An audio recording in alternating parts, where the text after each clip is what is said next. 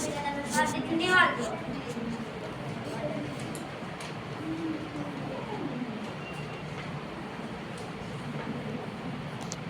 જાગો એટલે શું અને ગ્રાહક એટલે શું?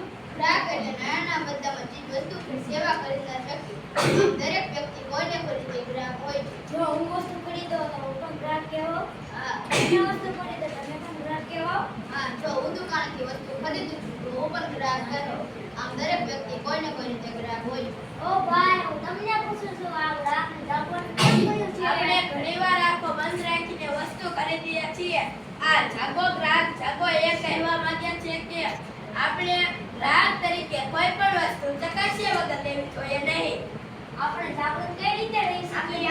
આપણે ફાયદાકારક ખરીદી કરતી વખતે સતત રહેવું જોઈએ. તેમાં આપણો જ ફાયદો છે. કોઈ પણ ચીજ વસ્તુ ચકાસીને લેવી જોઈએ જેથી આપણે પસંદી શકાય. આપણે કઈ વસ્તુની ચકાસણી કરવી જોઈએ? જેમ કે આપણે કોઈ વસ્તુ ખરીદવા જઈએ તો આપણે બિલ માંગવું જોઈએ. બિલ માંગવામાં શરમ રાખવી જોઈએ નહીં.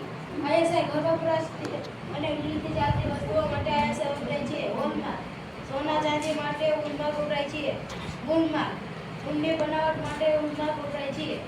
ખાદ્ય પદાર્થ માટે એક માર્ક વપરાય છે. ખાદ્ય પદાર્થ માટે SSAI વપરાય છે. લીલા રંગનું નિશાન એ શાકાહારીનું નિશાન છે. લાલ રંગનું નિશાન એ માંસાહારીનું નિશાન છે. હવે હું તમને એક વાત કહી. જો વસ્તુ સારી ન હોય તો આપણે ફરિયાદ નોંધાવી જોઈએ. જેમ કે આપણે એક પંખો ખરીદ્યો છે તે 2 દિવસમાં બગડી ગયો. તે પંખામાં કોઈ ખરાબી હોય તો આપણે દુકાનદાર પાસે જવાનું અને બીજો પંખો બદલી ન આપે તો આપણે ગ્રાહક તરીકે કચેરીમાં જઈ ફરિયાદ નોંધાવવાની.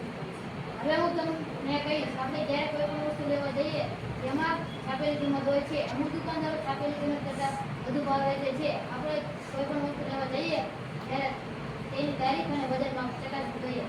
દરેક ગ્રાહકોએ બિલ માંગવું જોઈએ. જો દુકાનદાર બિલ આપવાની ના પાડે તો આપણે ચોક્કસ ફરિયાદ કરવી જોઈએ. જેમ કે મેં કોઈ વસ્તુ ખરીદી ખાંડ અને યંત્રમાં ટીવી. જો ખાંડમાં જોડી નીકળે અને ટીવીમાં ખરાબી નીકળે તો આપણે દુકાનદાર ચોક્કસ ફરિયાદ કરવી જોઈએ અને દુકાનદાર પાસે જઈને કહ્યું કે ટીવી અને ખાંડ મને પાછી આપો. જો દુકાનદાર ના પાડે તો આપણે ચોક્કસ ફરિયાદ કરવી જોઈએ.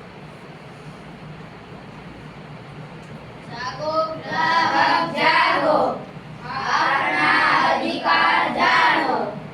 ચાલો આપણે ગ્રાહકના અધિકારની વાત કરીએ. સલામતીનો અધિકાર, શિક્ષણ મેળવવાનો અધિકાર, માહિતી મેળવવાનો અધિકાર, ફરિયાદ નિવારણનો અધિકાર, પસંદગી કરવાનો અધિકાર, રજૂઆત કરવાનો